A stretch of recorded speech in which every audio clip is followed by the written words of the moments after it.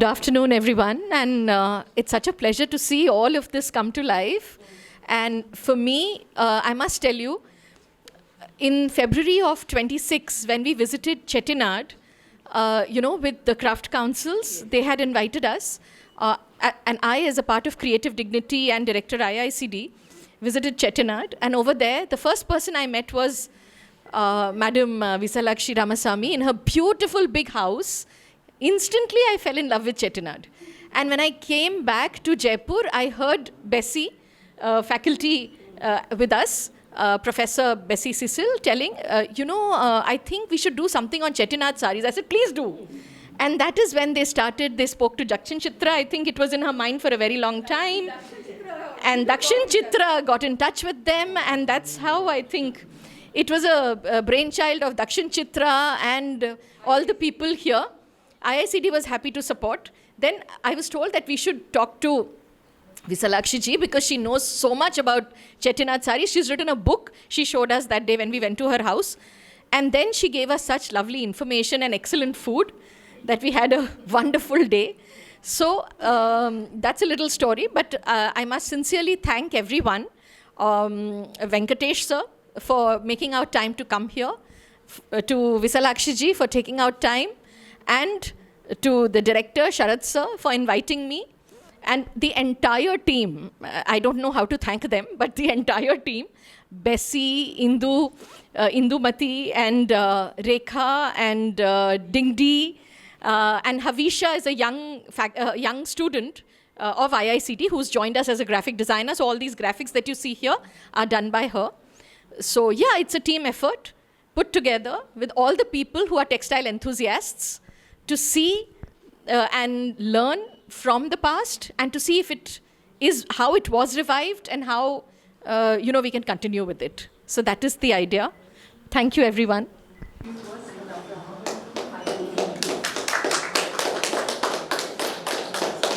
Good evening to all of you.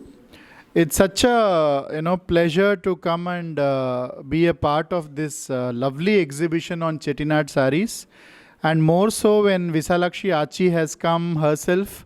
I have been associated with her for now close to about 14 years almost. And she was a part and parcel of, the Chettinadu legacy as it is in this part of the country.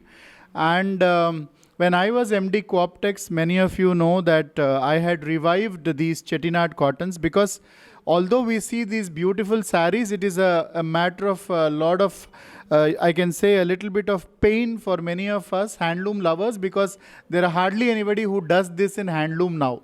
Most of Chettinadu is very few people who are left in handloom. Most of it is done in powerloom. So we tried a lot. Of course, we couldn't get this kind of, the typical Chettinadu would normally be the mubbagams, as we call them in Tamil. Mubbagam means moonu bagam. Moonu means three and bagam means parts. So the most of you, almost all sarees that you see here are mubbagams. And a traditional feature of Chettinadu will be there will always be stripes and colors like brick red, rust, mustard, black. All these make Chettinadu what it is. And today, I think this is one of the best collection of Chettinadu cottons that you could ever see. And I'm so glad that IICD and Professor Bessie and DakshinaChitra have come together.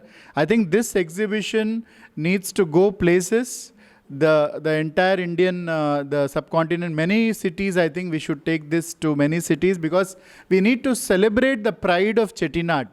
And I would suggest that we from Co-optex and we can also partner in this initiative.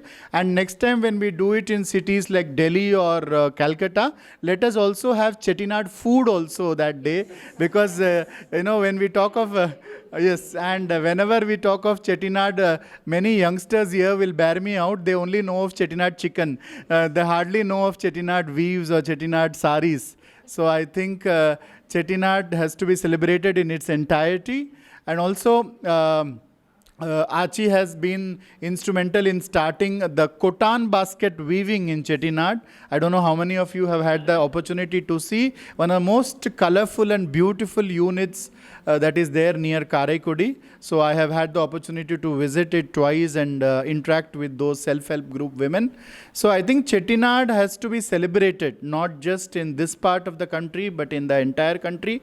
And I'm so glad that DakshinaChitra has taken this initiative with IICT and with the beautiful collection of sarees from Visalakshi Achi and others. And we have all here gathered here. May this grow in strength, and my best wishes to each one of you. Thank you. I'd like to say a few words. First of all, I apologize for being late, but I was held up at the toll gate, so I'm sorry I kept you waiting. It gives me great pleasure to be here. I was part of DakshinaChitra when all this was built, and we had our first exhibitions, and in fact, I was the person who put up the exhibitions in all those Tamilnadu houses and everything. And the sarees also, I was a person who put up the first sarees and did the cataloging of the first few sarees. We had a very few of Chettinad, some of them which I have donated also. We had in DakshinaChitra. Now I'm happy to see such a big collection.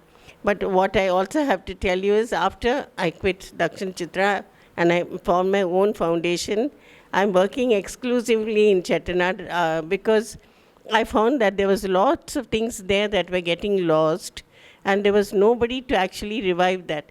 Here, then the rest of the country, we had organizations like Crafts Council of India, DakshinaChitra, somebody. So I thought this is my responsibility, and that is what I've been doing for the last 25 years with my foundation. I've revived several crafts in Chettinad. One is the Chettinad plaster, one is the Athangudi tiles, one is the baskets, and one is the sarees. I've worked with these sarees for 25 years, and I have almost reproduced every single one of them here, except for this one. I found that this is a new design, so that is very interesting. And I've worked with silk cotton, and cotton. And then I stopped making them because of the problems I was having with all the weavers. And they are not willing to do korvai, they are not willing to do so many things. And you can't blame them, because when I spoke to one of them, they said, I do not want to be a weaver. He was working in Nokia factory, and he was getting about 6,000-7,000 rupees salary, whereas as a weaver, he would have made more money. But he said, it's not the money, it is that respect that you get when you have a blue-collared or a white-collared job. And he was not getting a bride to marry. Nobody would marry their daughter to a weaver, because it is hard work, and the wife also is part of the weaving. In fact, the whole family is involved in the weaving, only then it works. So because of that, they've all quit, especially in Tamil Nadu. I find that handloom weavers have mostly become cooks in wedding, those groups that come to cook in weddings, and in several other places I meet them. It's very sad. But if I say you don't quit, then I have to give them that kind of livelihood where they are, and the kind of respect. It's not only money. It is also about the respect we give the craftspeople. Many of them leave thinking that they're respected more if they are in any other profession rather than in craft or in textile. All the craftspeople, everywhere we have lost people in all the crafts. But I'm happy that all that I have done is documented all the crafts in Chettinad. We have done research and documentation, and we have worked with several groups and revived a lot of crafts. And I'm happy to say everything is just about alive. It's going on. But I won't say there are hundreds of people like they used to be. Even weavers have diminished in numbers. Where we had 500, 600 people in one area, it has come down. But it doesn't matter. Everything has to change. As long as we are able to keep things going and alive. And so I'm very happy to see this exhibition. You need this kind of exposure for people to even understand what there was and what we have actually lost. To understand the value, we have to see what there was first. So I congratulate the team on this exhibition, and Tulika and Bessie and Indu and all of you who have put so much effort. Thank you very much for asking me to be here today. Thank you.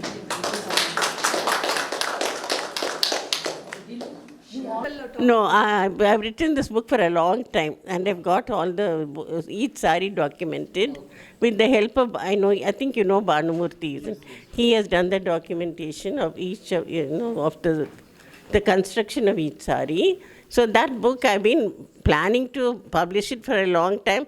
Every time I'll think it can be done better. So finally it is now gone for print, and we are getting lots of orders. So we'll let you know when we are ready. Yes, we will give you. Yes, thank you, thank you. Thank you.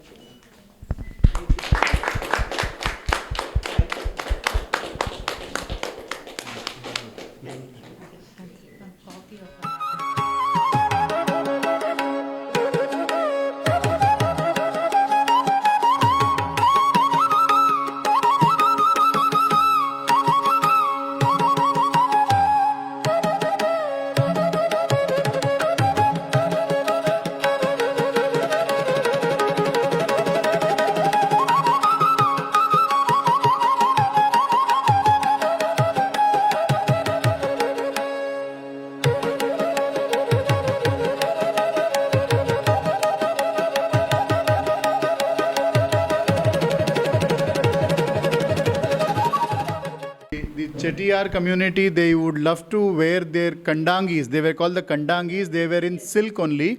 But over time, as we all know, that region of Sivagangai around Karaikudi, Chettinad, the climate is very tropical and very hot. So for day-to-day convenience of women of that area, about 150 years back, this was moved to a coarse cotton. That is, the 40s count of cotton was started being woven, and that is when the Chettinad cotton legacy started. Otherwise, what we know of is, if you look at the vintage photos of, say, about 100, 200 years ago, you would see Chettiar women wearing kandangi silk sarees. But this whole thing about Chettinad as cottons was only about, I think Archie will bear me out, it was about 150, 200 years ago it started. Havisha, IICD. We are very proud. So I would like to give a vote of thanks. First, I'm not going to name any names, but two names specially I'm going to tell. One Vishalakshi Amma, next Venkatesh sir. Two institutions, DakshinaChitra, IICD. I don't want to leave out any name. Anala, I'm not going to give any names. Sir, excuse me. And it's a team effort. Whoever is here, whoever, we climbed up, we came down, we were rolling down, and everything was happening in sari, in salwar, in shorts, in every possible dresses. Yes, we did. We had a lot of controversies, discussion and brainstorming and learning, but it came out beautifully. And thank you, everyone. Without the blessing of each and everyone, this would not have been possible. I would specially like to thank DakshinaChitra, Vishalakshi Amma. You come from that lineage. One. Two, Debbie. How she made this collection, why she made, God knows. But with her, they were the pillars of strength. And then Julie from France. Why did they collect? It's a question mark. We stay in India, we are Tamilians, and we hardly turn back and look. Then we go. But there were two people who do not belong to this land, and they did it. So it was very interesting from a very museum angle to understand how they did it, why they did it. So the whole exhibition starts from the museum, the context. Sari in the museum, what is the context? A sari in Julie as a collector, what's the context? A sari with the antique person. This is the route we traveled back. And from the antique collector, he told there is an agent, and he said we went to the house. The provenance got proved. There's one thing, which small thing Vishalakshi Amma told here. Two beautiful things we have put, Amma. Rendu dhaan potirukkom. One about the silk sari, what she has given there. We always wore silk. Then who wore cotton? That was one question, but it is there. And that's the only silk sari here, which is against color coding is so important. And there is one thing about the stitches. Tamil varthigal and English varthigal, the letters are stitched. She gave beautiful information. All this information is there. And this collective knowledge of hers, this collaborative work of the institution is what made things really, really, take form. And thank you very much. And Yeah, now Venkatesh, sir, maybe it will sound I'm trying to, butter you, but the fact is, yes, you're in a position, in a very, very important positions, and we all are there to support you, sir.